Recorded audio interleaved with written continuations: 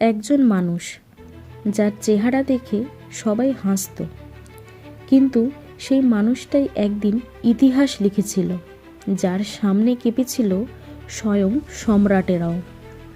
এই মানুষটাই হলেন চাণক্য। যদি তোমাকে কেউ অপমান করে থাকে, কেউ অবজ্ঞা করে থাকে, তাহলে আজকের এই গল্পটা শুধুমাত্র তোমার জন্য। এই গল্পটা তোমার জীবন বদলে দিতে পারে, তাই গল্পটা একটু স্কিপ না করে সম্পূর্ণ দেখার অনুরোধ রইল।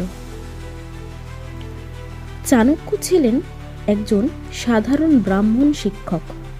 চেহারা সুন্দর ছিল না, পোশাক ছিল নিতান্তই সাদামাটা, কিন্তু তার মাথার ভেতরে ছিল আগুনের মতন বুদ্ধি। তিনি বিশ্বাস করতেন শক্তি শরীরে নয়, শক্তি থাকে বুদ্ধিতে। একদিন চাণক্য গেলেন মগধের রাজসভায়। রাজা ধননন্দ তখন ছিলেন তার ক্ষমতায়। চাণক্য রাজাকে উপদেশ দিতে চেয়েছিলেন দেশ কিভাবে ভালোভাবে চালানো যায়, কিন্তু রাজা ধননন্দ চাণক্যের চেহারা দেখে হেসে উঠলেন। সবাইকে সামনে রেখে তিনি বললেন, এই লোকটার জায়গা কখনোই রাজসভায় হতে পারে না। আর তখনই চাণক্যকে সভা থেকে বের করে দেওয়া হলো।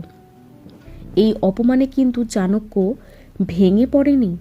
চাণক্য মাটিতে বসে নিজের চুলের গোছা খুলে বলেছিলেন, যতদিন না এই রাজাকে সিংহাসন থেকে নামাতে পারছি, ততদিন আমি চুল বাঁধব না। এই কথা কোনো রাগের ছিল না, এই কথা ছিল প্রতিজ্ঞার। একদিন চাণক্য দেখলেন এক কিশোর ছেলেকে, সে বন্ধুদের নিয়ে খেলতে খেলতে রাজা সেজে আদেশ দিচ্ছে।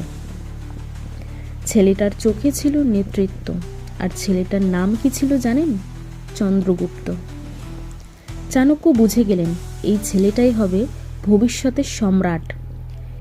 তিনি চন্দ্রগুপ্তকে নিয়ে শুরু করলেন কঠোর প্রশিক্ষণ, মন, বুদ্ধি সব কিছুর উপর।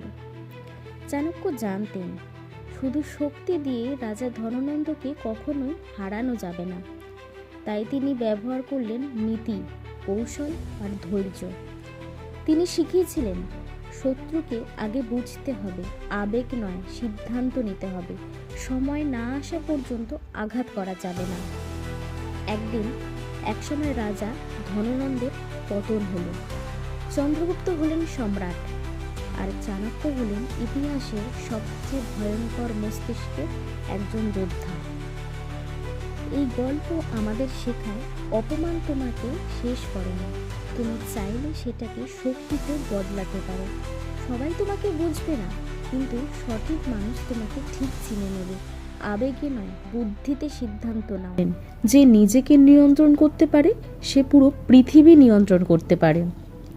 আর যদি কেউ তোমাকে ছোট করে দেখে, মনে রেখো চাণক্যকেও একদিন রাজসভা থেকে বের করে দেওয়া হয়েছিল, কিন্তু ইতিহাস কিন্তু আজও রাজাকে নয়, চাণক্যকেই মনে রেখেছে।